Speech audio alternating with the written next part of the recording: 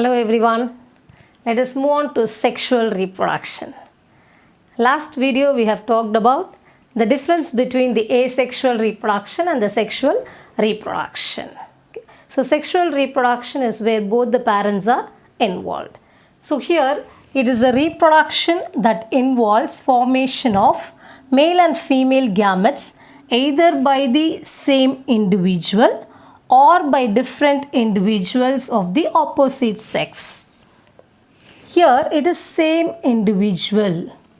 So if same individual, if it has the ability to produce both the male and the female gametes, then you call this individual to be hermaphrodite. Or by different individuals of the opposite sex. It may be male and the female, mother and the father. Right? So that is nothing but you call it as sexual reproduction. So here in this case, you are going to learn about two different phases. One is the juvenile phase and next one is the reproductive phase. So what is here? The period of growth to reach maturity for sexual reproduction is called the juvenile phase. So normally all living organisms have to reach certain stage of growth and maturity before their lifetime or before they can reproduce sexually. In that case, you use the term juvenile phase. So before the reproductive phase, you call that phase to be juvenile. In plants, the same juvenile phase, it is referred to as vegetative phase. That too, in higher plants, the flowering indicates the end of vegetative phase. What do you mean by this end of vegetative phase?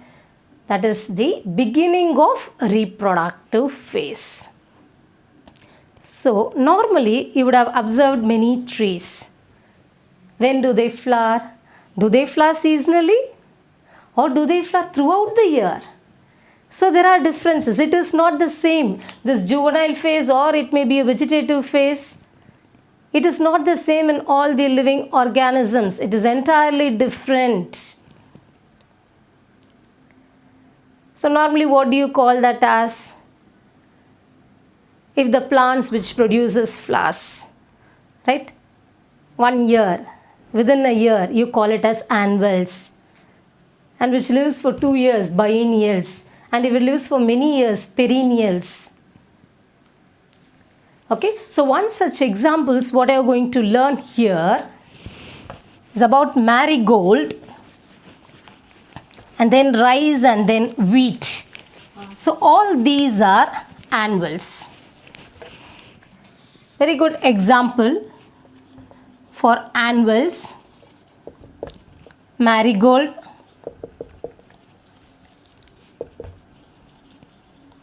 rice and wheat. So they produce flowers in the same year after the seed is sown. So normally it may take 3 months. But when you talk about examples such as coconut and mango, they are perennials.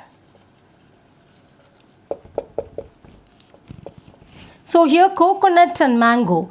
Mango normally it takes 3 to 6 years. It produces flowers after the seed is sown. Likewise here coconut, it may even take up to 7 years also to produce flowers. So likewise it varies. In annuals and biennials, you can differentiate, clear-cut differentiation can be given. What is meant by vegetative phase or reproductive phase or senescence phase. Whereas in perennials, in the case of perennials, it is very difficult to define all these 3 phases. So there are some exceptions. Unusual flowering phenomena.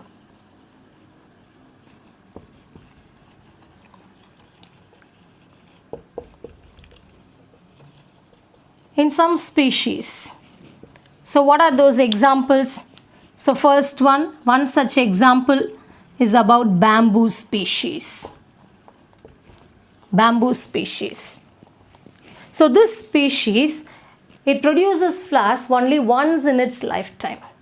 That too after 50 to 100 years. So they produce many flowers, they develop fruits, and then normally they die. So that is the speciality about this bamboo species. They produce flowers only once in its lifetime. There is another exceptional species. You call that as Strobilanthes kuntiana.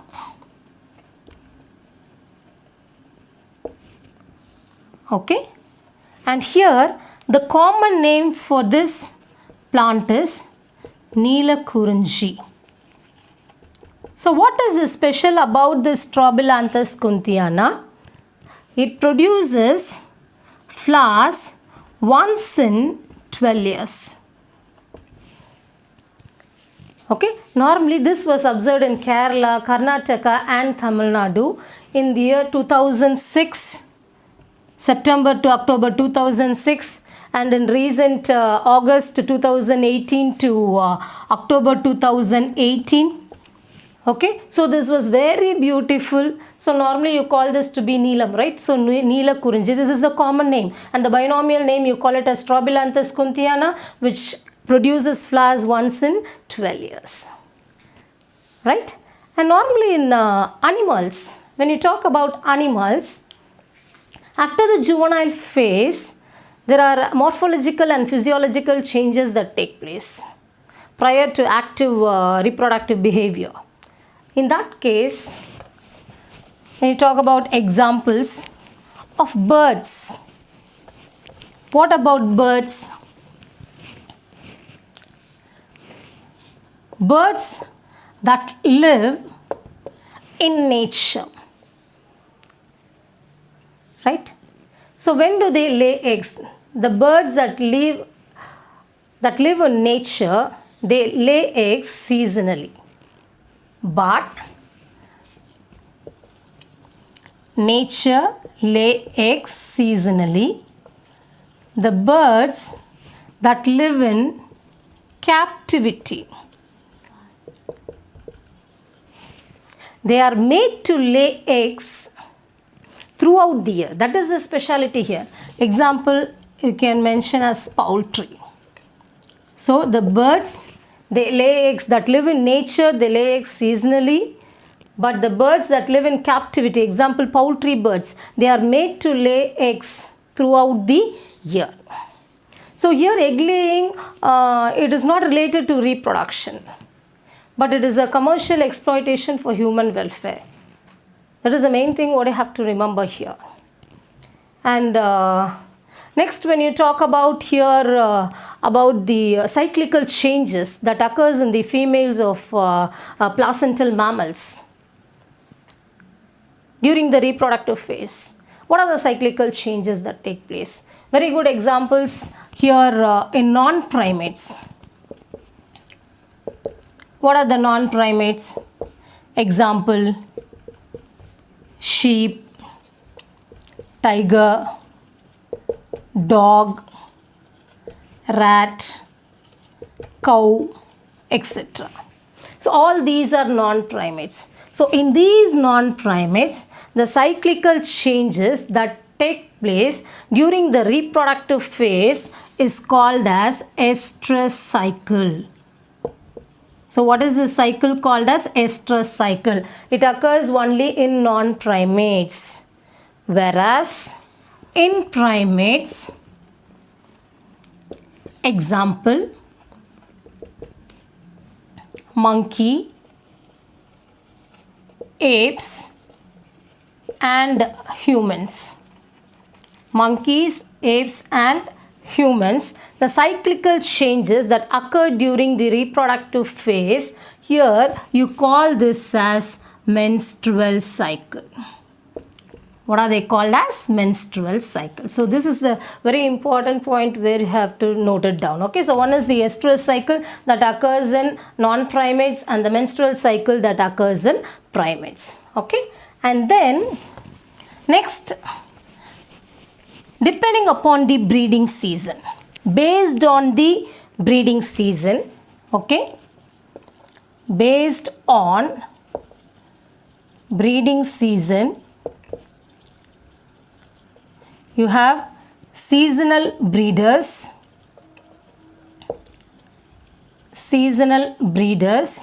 and then continuous breeders. So what are seasonal breeders? In some mammals that live in nature or wildlife, right? Those mammals, they reproduce seasonally. Okay, in that case you call it as seasonal breeders. But many other mammals, they reproduce all through the reproductive phase. In that case you call that to be continuous breeders. Okay, so based on the breeding season, there are two types. One is the seasonal breeders and the other one is the continuous breeders. Right? So at last, at the end of the reproductive phase, there is a signal which gives you or which reminds you about the senescence phase, or you call this to be the old age. So what happens here? Normally the metabolism slows down. All the activities are reduced. In this case, this old age ultimately leads to death. So today's class we have seen about what is meant by sexual reproduction and what is juvenile phase or what is a vegetative phase, especially in plants. And then about the seasonal breeders and the continuous breeders and unusual flowering phenomenon, and about the non-primates and the primates, what about the estrous cycle and the menstruous cycle, right? I hope you'll remember everything. Thank you. If you like this video, share, comment and subscribe my channel.